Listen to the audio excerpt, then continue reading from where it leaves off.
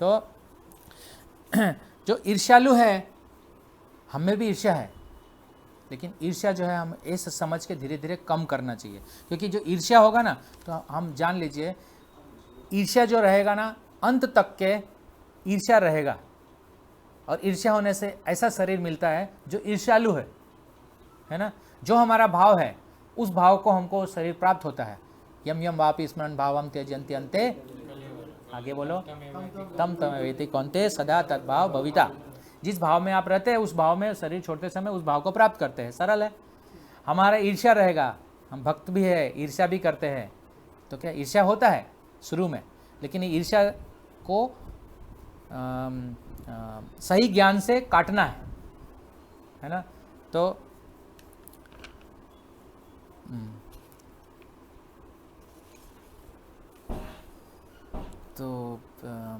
ईर्ष्या किस तरह से होता है हमको देखते हैं कैसे होता है। भगवान से ईर्ष्या कैसे करते हैं हम। देखो, भगवान का द्वारका में महल है, कितना है, 16,108 महल है। ईर्ष्या होता है कि भगवान का इतना, हमको तो इतना भी नहीं है, हमको एक नहीं मिल सकता है क्या, ऐसा हम ईर्ष्या करते हैं, पता है। हाँ, फिर हम सोचते हैं भगवान के साथ मांगते हैं, मांगने से मिलता है। तो शुरू में ऐसा ही होता है, लेकिन बाद में जब हमको पता चलता है नहीं, भगवान कौन है, भगवान जो है वो है स्वामी और हम है दास, ये जब शिक्षा मिलता है हमको, फिर हम इस भौतिक जगत में क्यों आए हैं, जब हमको पता चलता है क्यों आए हैं हम अपने पूर्व जन्म के पाप के कारण आए हैं यहाँ पर। और आज भी वही पाप करेंगे तो फिर से ऐसा ही जन्म चलता रहेगा। ये क्या बोलते हैं, लोन लिया तो लोन पूरा करना पड़ेगा, है ना, और उसका इंटरेस्ट भी देना पड़ेगा। हम देते हैं कि नहीं भौतिक जगत में, तो वैसे ही इसका भी है ना। भगवान हमको देते हैं सब, लेकिन हम उसको दुरुपयोग करते हैं, है ना। कोई बोलेगा मैं इस जेल में हूँ, तुम उस जेल में हो, मैं अच्छा हूँ, तुमसे अच्छा हूँ मैं, लेकिन तुम तो सब जेल में हो, अच्छा कैसे हो सकते हो। तो भगवान के नज़र में अच्छा नहीं है। हमारे एक दूसरे के नज़र में हम अच्छा है, आप अमीर है, मेरा थोड़ा कम पैसा है, ऐसा हम सोचते हैं। या फिर हम किसी और को देखते हैं, हम सोचते हैं उसके पास ज़्यादा है, मेरे पास कम है, ऐसे ही हम देखते हैं ना। हमारा देखने का क्या तरीका है, ये भुक्ति का तरीका है, भुक्ति वाला तरीका, मेटेरियलिस्टिक कॉन्सेप्ट है हमारा देखने का तरीका। हमें ये देखना चाहिए कि हम में कितना भगवान में समर्पण है कि नहीं, उस व्यक्ति में कितना है, मुझे भी ऐसा ही समर्पण होना चाहिए, वो देखना है। तो आपके पास अपने आप धीरे धीरे चला जाएगा क्या, ईर्ष्या। आसान नहीं है, लेकिन जब आप पढ़ेंगे 12वें अध्याय में भगवान बोलते हैं अद्वेष्ट सर्वभूतानां मित्र करुण एव च। वो व्यक्ति जो किसी से द्वेष नहीं करता, सभी से मैत्री रखता है, वो मुझे बहुत प्रिय है। 11वें अध्याय के अंतिम श्लोक में भगवान बोलते हैं कि इसी तरह का है वचन उसमें कि जो किसी से ईर्ष्या नहीं करता है, हर जीव को एक भाव से देखता है, वो मुझे प्रिय है। वो भक्त सभक्त मम प्रिय, क्या है देखते 11वें अध्याय में, है ना। पर हमको यह ज्ञान हो गया, फिर बाद में भक्ति योग 12वें अध्याय, हाँ यस, हाँ यहाँ पे बोल रहे हैं, हे अर्जुन, जो व्यक्ति सकाम कर्मों तथा मनोधर्म के कलमश से मुक्त होकर, क्या बोल रहे हैं, बहुत भारी चीज़ है, समझने वाली बात है। इसको समझने के लिए प्रभुपाद जी का तात्पर्य पढ़ना पड़ेगा, समझ में नहीं आएगा इससे।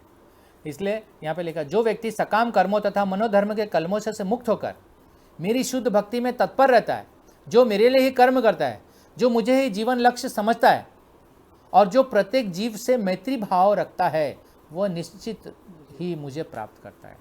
अब ये समझना पड़ेगा क्या है। और 15वें अध्याय में तो और भी भारी है।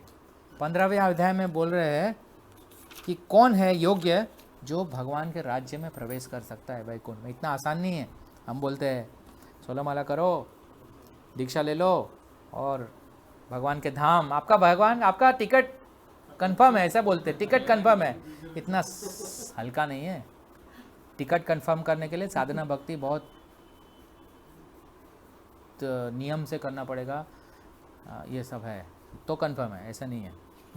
तो ये है 16,108 रानियां और 10 सब रानियों से 10-10 पुत्र और एक पुत्री, तो भगवान का परिवार कितना हुआ, खाली परिवार ही ले लो 16,108, मैंने कैलकुलेट किया 16,108 मल्टीप्लाइड बाई 11 तो 1,77,188 परिवार में इतने लोग हैं। अब उनको अगर कोई बुलाएगी तो आप मेरे यहाँ पर आओ, तो आप प्रसाद लेने आओ, तो कैसे होता है, कैसे होगा भाई प्रसाद ले। लेकिन भगवान आते हैं। आप भगवत गीता कृष्णा बुक में आप पढ़िए, यानी भागवत के 10वें स्कंद में पढ़िएगा, तो उसमें भगवान जो है ना द्वारका से बिहार तक जाते हैं, मिथिला तक जाते हैं, पैदल पैदल जाते हैं। उसमें एक भक्त होता है, आप देखेंगे एक भक्त होता है जो कि गरीब होता है, और एक भक्त होता है बहुत अमीर होता है, राजा। तो हाँ कौन सा, हाँ शुतदेव एक भक्त होते हैं और एक बहुलाश्व राजा होता है। तो दोनों के घर में जाते हैं भगवान, चलते चलते द्वारका से जाते हैं, हर एक व्यक्ति के घर में जा रहे हैं भगवान, सबको संतुष्ट करते हैं भगवान, है ना। तो ये है भगवान, अगर हमारा इच्छा होगा तो भगवान हमें संतुष्ट जरूर करेंगे, इच्छा होना चाहिए। लेकिन हमारी इच्छा अभी ठीक से नहीं है, इच्छा जानते नहीं कि कैसा इच्छा होना चाहिए, कैसा इच्छा प्रकट करना चाहिए। वो कब होगा, जब हम प्रभुपाद जी को सुनेंगे, प्रभुपाद जी को सुनेंगे तो हमें पता चलेगा। तो ऐसा ही एक ईर्ष्या का कहानी है, लेकिन हम अभी नहीं बताएंगे। लेकिन मैं खाली, टाइम कितना हुआ, ईर्ष्या का कहानी है, हाँ ईर्ष्या का कहानी है, शॉर्ट में बताता हूँ, जो आपको 9वें स्कंद में मिलेगा भागवत पुराण के अंदर। इसमें राजा ययाति का कथा है। राजा ययाति का कथा में एक उनकी जो पत्नी का कैसे उनके साथ विवाह हुआ, वो है देवयानी, जो कि शुक्राचार्य की पुत्री थी, और शर्मिष्ठा उनकी सहेली थी। तो क्या हुआ कि मैं पूरा नहीं बता रहा हूँ, लेकिन ये बता रहा हूँ कि कैसे ईर्ष्या का मतलब क्या है, कैसे ईर्ष्या क्यों होता है। मैंने बताया नहीं अभी ईर्ष्या क्यों होता है ना। ईर्ष्या है ही, लेकिन ईर्ष्या क्यों होता है। देखो क्या हुआ कि देवयानी और शर्मिष्ठा ये दोनों एक स्नान कर रहे थे, कहीं जाना था उनको, स्नान करना था। तो वहाँ पर कुछ है ना शिव जी आए। तो शिव जी जब आए तो उनके मतलब स्नान कर रहे थे, तो कपड़े स्नान घाट में क्या होता है आज तो पता नहीं, आजकल पता नहीं, लेकिन ऐसा है जहाँ पर भी स्नान घाट होता है वो अलग अलग होता है, स्त्रियों के लिए अलग होता है, पुरुषों के लिए अलग होता है। लोग ये नहीं समझे जैसे कि बेवॉच में दिखाया जाता है, या कौन सा बीच होता है, गोवा बीच या फिर अमेरिका को के बीच में वो सब घूमते हैं ऐसे ही अश्लील, वैसा नहीं होता है, वैसा नहीं होता है भारतीय संस्कृति के अंदर। आप देखेंगे कि आप गंगा जी में भी जाएंगे, आप वाराणसी में जाएंगे तो आपको पता चलेगा कि स्त्रियों के लिए अलग घाट है और पुरुषों के लिए अलग घाट है। तो वो स्त्रियों का घाट था, लेकिन वहाँ शिव जी आए थे अपने, तो उनको देख के उन्होंने अपना तन ढक लिया कपड़े से। तो क्या हुआ क्या कि ये दोनों में एक क्षत्रिय थी और एक ब्राह्मण थी। तो उनको ऐसे जो है ना देवयानी है, उनको गलती से क्या होगा कि उन्होंने देवयानी जो है वो क्षत्रिय का कपड़ा ले लिया, और तो उसको क्या हुआ, तो उनके बीच में झगड़ा हो गया। क्या हुआ कि तुम पता नहीं, तुमको ये बोलने लगी, क्या कौन बोलने लगी, देवयानी नहीं, शर्मिष्ठा बोलने लगी, ठीक है, कि ऐसा तुमने क्यों किया, मेरा कपड़ा है।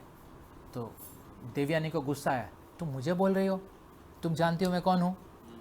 यहाँ से शुरू होता है, तुम जानती हो मैं कौन हूँ मैं शुक्राचार्य पता है कौन से, भृगु मुनि के है, भृगु मुनि के कुल से हम आते हैं, तुम्हें हिम्मत कैसे हुआ, तुम तो राजा हो, क्षत्रिय नीच हो, ऐसे सब बताने लगी। तो ऐसे होता है हर एक चीज़ में, हर आदमी क्या होता है अपने आप को बताना पड़ता है, उसको तुरंत याद आ जाता है। उसको क्या याद आ जाता है मालूम है, अपना शरीर का भाव प्रकट कर देते हैं सब लोग। और भगवत गीता पढ़ने से क्या होगा, शरीर का भाव काटने के लिए भगवत गीता, शरीर का भाव काटने के लिए है, असली भाव समझने के लिए है। असली भाव मतलब आत्मा हूं मैं, लेकिन आमतौर पर ऐसा नहीं होता, लोग मतलब इसी भाव में रहते हैं, शरीर मैं हूँ, मेरा शरीर अच्छा है, मैं तुष्ट हूँ, मैं ये हूँ, मैं हूँ, ऐसे ही। जैसे कि प्रभुपाद जी समझाते हैं, बहुत आसानी से समझाते हैं।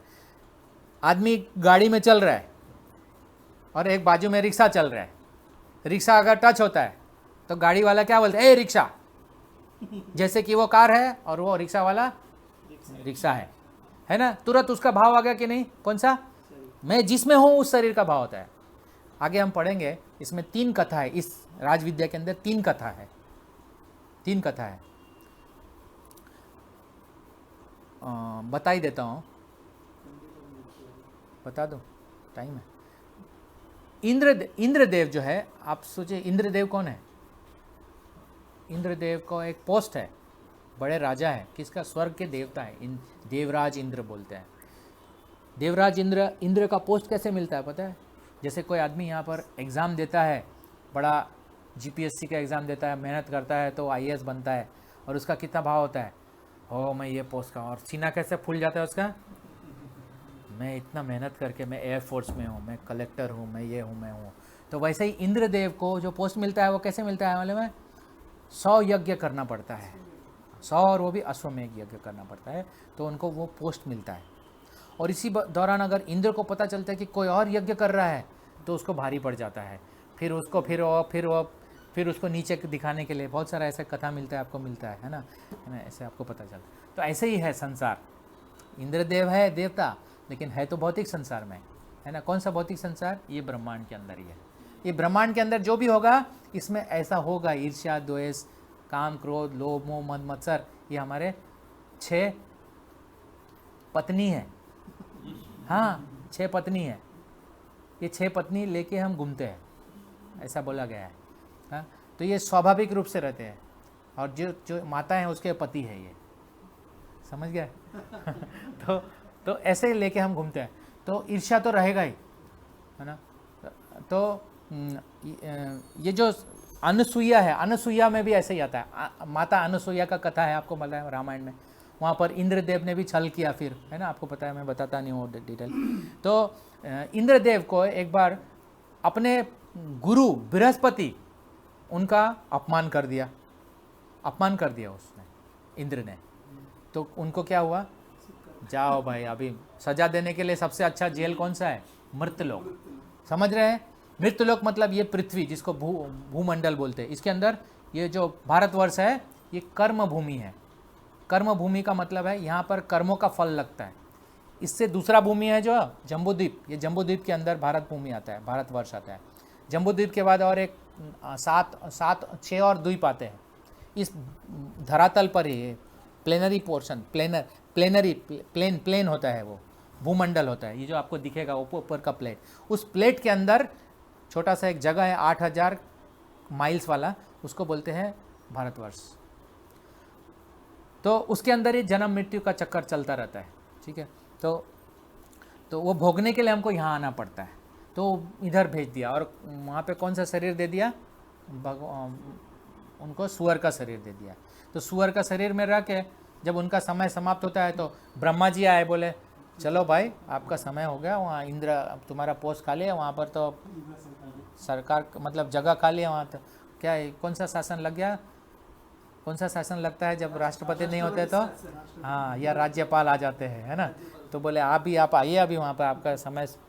बोले नहीं, मैं तो यहाँ पर खुश हूँ, मेरा तो बहुत बढ़िया परिवार है, मेरे सुंदर सुंदर बच्चे हैं, कितना सुंदर दिखने वाले छोटे छोटे बच्चे हैं, और मैं मस्त यहाँ पर नाली में से बहुत बढ़िया सा खाना मिलता है मुझे, गरम गरम मिलता है। वो भूल गए, समझ गए? तो ऐसे ही होता है, हम अपने आप को शरीर समझते हैं और भूल जाते हैं हम कि हम कौन हैं, वास्तविक स्थिति हमारा क्या है, हम भूल जाते हैं, यही स्थिति होता है। तो देवयानी जो है भूल गई थी कि मैं शरीर, अब अपने आप को शरीर समझने लगी, और अपने आप को शरीर से संबंधित अपने आप को बताने लगी, मेरा ये है, मेरा पूर्वज ये है। जैसे यही होता है ना, घर में झगड़ा होता है, कहीं पे भी झगड़ा होता है, कोई भी जगह झगड़ा होता है तो यही होता है, तुमने मुझे गाली दिया, तुम्हें पता है मैं कौन हूँ? अरे भाई, इससे पहले तुम रोड पे थे, वो पता नहीं है इसको, है ना। हम ऐसे ही समझते हैं, तुरंत हम भूल जाते हैं कि मैं अपने औकात में आ जाते हैं। औकात मतलब शरीर के औकात, असली औकात नहीं है। असली औकात तो है जो चैतन्य महाप्रभु ने, जीवेर स्वरूप होए कृष्ण नित्य दास। इस औकात में रहेंगे ना, असली औकात में रहेंगे, नित्य सेवक के रूप में रहेंगे ना, तो कोई प्रॉब्लम ही नहीं था। तो बहुत सारा लड़ाई हो गया, और लड़ाई में क्या हुआ, एक दूसरे को बोलना शुरू कर दिया। यही होता है ना, लेडीज़ के बीच में ज़्यादा होता है, क्योंकि गलत मत समझना, लेकिन लेडीज जो है रजोगुण में होता है ज़्यादा, और जो भक्त है वो अच्छे गुण में होने चाहिए, लेकिन मोस्टली वो जब भक्ति नहीं होता है, भक्ति कार्य नहीं होता है, तो रजोगुण में ही रहते हैं सब। खास करके कलयुग के लोग सब रजोगुण 99.99% रजोगुण और तमोगुण में ही रहते हैं, खास करके शहर में रहने वाले तो लोग। देखते हैं ना आप, अभी मैं कल मुझे लेट हुआ आने में, तो मैंने देखा कि क्यों लेट हुआ, मैं भरत भाई का भरत महामती प्रभु का फ़ोन आया था, कुछ फ़ोन आया था, तो मैं उठा नहीं पाया।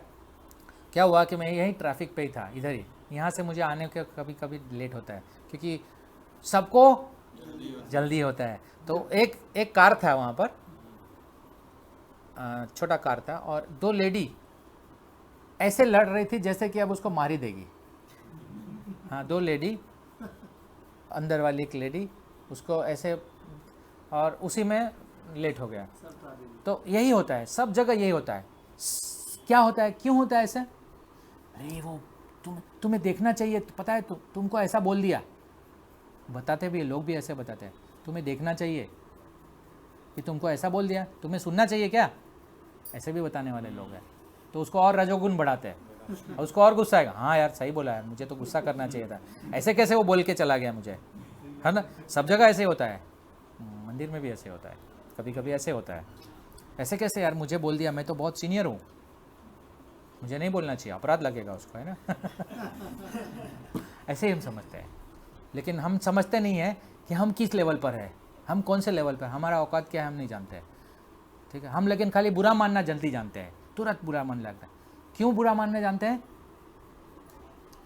उसमें झगड़ा हो गया, क्या हो गया, देवयानी को उसने, शर्मिष्ठा ने कुएं में फेंक दिया, इतना इतना ईर्ष्या, कुएं में फेंक दिया। पता है हम ऐसे ही करते हैं ना, कुछ भी ऐसा होता है तो। अगर खाली बंदूक, इंडिया में बंदूक नहीं है, समझे, इंडिया में लाइसेंस नहीं है, नहीं तो बहुत सारे केस हो जाते हैं, हर रोज होता है। हाँ हाँ, ऐसे ही हो जाते हैं, ऐसे ही फैसला हो जाता है ना। अमेरिका में स्कूल में, पता है स्कूल में बच्चे रिवॉल्वर लेके जाते हैं, चेकिंग होता है वहाँ पर, जैसे हमारा चेकिंग होता है एयरपोर्ट पे, क्या लेके जाते हैं, मोबाइल ये वो सब, आप दूसरी जगह रखो, ऐसे बोलते हैं। अमेरिका में स्कूल में जाते हैं, कभी कभी स्कूल में बच्चे लेके जाते हैं बंदूक, और वहाँ फायरिंग हो जाता है, आम बात है। फिर भी सब लोग अमेरिका जाना चाहते हैं, बढ़िया है, ठीक है। तो वो छोटा सा झगड़ा था, पता है क्या हुआ कि मेरे गलती से मैंने तुम्हारे कपड़े मैंने ले लिया, गलती हो गया, बस गलती से हुआ ना। कोई भी एक्शन ऐसे ही होता है, झगड़े का शुरुआत कहाँ से होता है, ऐसे ही होता है। और फिर बस, क्योंकि माइंड रजोगुण है, माइंड स्थिर नहीं है, बस मुझे अपने आप को अच्छा बताना है, तो क्या करने का, मुझे आपको नीचे दिखाना पड़ेगा। भौतिक जगत क्या है ना। तो